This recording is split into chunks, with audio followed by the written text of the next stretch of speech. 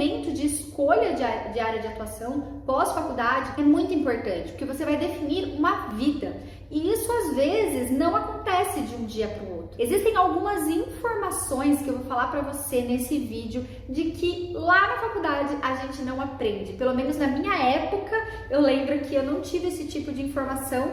E aí, quando a gente tá aqui no mercado de trabalho, é quando a gente vai entender físio.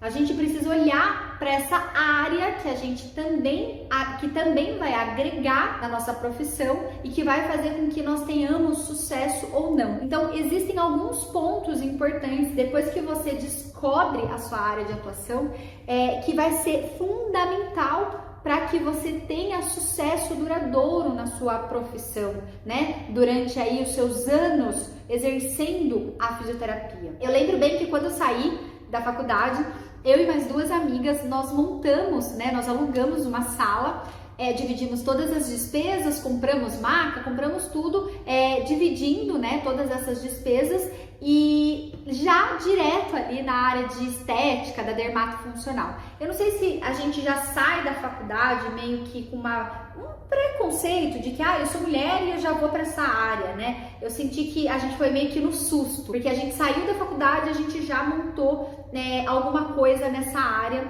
e lembro que durou 3 meses. E nesses 3 meses, acho que nem 3 meses, foi um pouco menos ainda. Nesse período, nós aprendemos muito, porque a gente percebeu que quando você sai da faculdade, você é um profissional liberal, você é um empreendedor. E que se você, por exemplo, não for contratado, né, num hospital ou contratado numa clínica, né, você vai ter que correr atrás de algumas informações e de algumas burocracias que são importantes. Voltando, né, a gente foi para essa área, na área da dermato, eu não gostei, vi que não era minha área, que eu não curtia, uma das meninas também não, uma das físios, também eu vi que não era a área dela, eu fui para um lado, ela foi para o outro, ficou só uma delas que hoje faz um sucesso nessa área. Mas quando eu percebi que essa não era a minha área de atuação, até porque quando eu me lembrei, eu falei, nossa, mas meu TCC da graduação, ele já foi voltado para a coluna vertebral. E eu fiquei pensando, se ele já foi voltado para a coluna vertebral, provavelmente porque já era algo que me despertava. Então eu procurei um assunto para fazer meu trabalho de conclusão de curso de uma área de atuação que eu gostava muito, que era a coluna vertebral. Foi quando eu mandei currículo numa clínica e fui trabalhar nessa clínica. Junto nessa clínica eu trabalhava, atendia domiciliares, atendia muitos idosos. Na clínica eu atendia neuroinfantil, neuroadulto, respiratória, coluna vertebral. Aí eu já tinha feito curso de pilates, já tinha feito curso de reeducação postural. E aí eu fui incrementando e quando eu decidi, quando a viradinha de chave veio, foi que eu ia para a área da coluna vertebral, especificamente para escoliose. Por quê? Porque eu recebia uma demanda muito grande de pacientes lá e eu já havia me encantado também com esses pacientes, com esse tipo de tratamento e eu quis buscar a fundo. Eu entendi que eu precisava nichar a minha área de atuação. E quando eu nichei a minha área de atuação, né, para que eu fosse uma referência, e aí eu busquei estudar, ler muito, e aquela coisa repetidamente por muitos anos, foi quando que eu percebi que eu estava ali, que eu era uma referência, né, no tratamento da escoliose aqui na minha região. Então existe toda uma história, aqui eu contei para vocês de uma forma muito superficial, né, mas existe toda uma batalha, né, para que hoje, por exemplo, eu entendesse a minha área de atuação. Existem, por exemplo,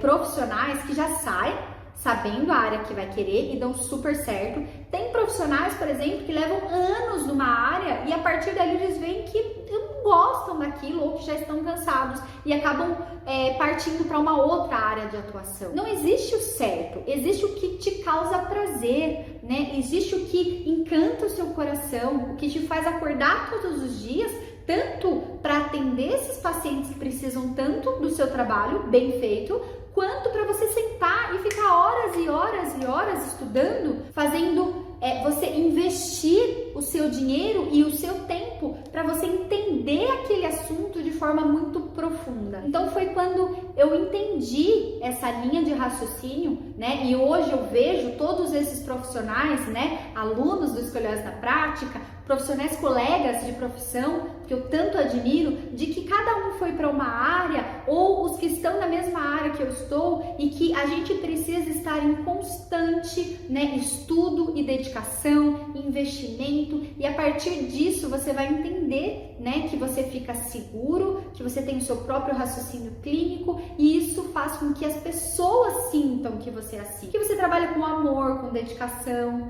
e todo esse trajeto, né, faz com que em algum momento, isso pode ser já no começo da sua profissão, ali no meio tempo, eu esperei 8 anos para eu conseguir ter coragem e entender que eu já era uma referência. E quando eu percebi isso, que eu senti no meu coração que era o momento de eu voar sozinha. E o que é o voar sozinha? Foi o momento em que eu abri o meu próprio consultório. E aí, um outro universo começou para mim aqui na minha prática clínica. Uma forma única de trabalho, uma forma única de receber esses pacientes, uma forma única de conseguir, por exemplo, tanto captar quanto fidelizar esses pacientes. Foi uma forma única de desenvolver o meu próprio raciocínio clínico, a minha avaliação, que fizesse com que eu gerasse resultados. Todo esse passo a passo que eu vou falar para você, né, todo esse caminho após você encontrar a sua área de atuação, ele precisa ser muito bem direcionado para que você, quando estiver aí sendo, né, dono do seu próprio negócio, né, um fisioterapeuta, uma fisioterapeuta, empreendedora, um profissional liberal que precisa, né, gerir o próprio negócio.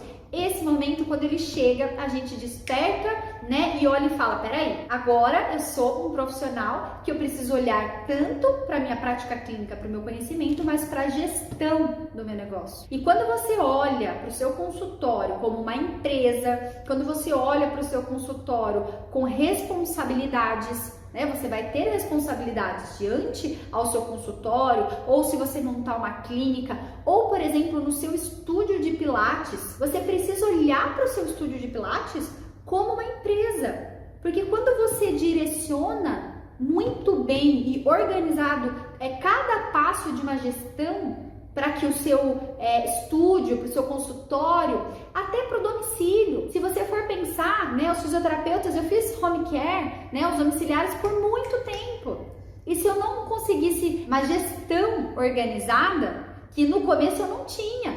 Na verdade, no começo eu achava que eu nem ganhava dinheiro. Eu lembro muito bem, uma vez eu falar para minha irmã, depois de alguns anos de formada, choramingar, né, na verdade, porque o fisioterapeuta, ele é assim, ele tem que choramingar. Ao invés da gente pôr no papel e se organizar, a gente primeiro choraminga. Às vezes a gente fala mal, porque eu falava, não, essa profissão não dá dinheiro, essa profissão não vai pra frente. Mas será que essa profissão não vai pra frente? Ou será que sou eu que não estou tendo uma gestão adequada? Ou será que eu que não estou organizada? E foi quando eu falei, não quero mais essa profissão, não está dando dinheiro, não está sendo, eu estudo mais, eu me dedico muito e o salário é pouco. E foi quando eu entendi isso, que daí a minha irmã me chamou e falou, peraí, vamos colocar no papel. Coloca aqui todas as suas despesas e coloca aqui tudo, né, o que você recebe. Quando eu entendi que no fim eu só estava pagando todas as minhas contas e e esse dinheiro que eu não enxergava era porque as contas estavam pagas e no final do mês não sobrava nada, foi que eu entendi. Na verdade, eu estava tendo um salário bacana já, para pouco tempo de formada.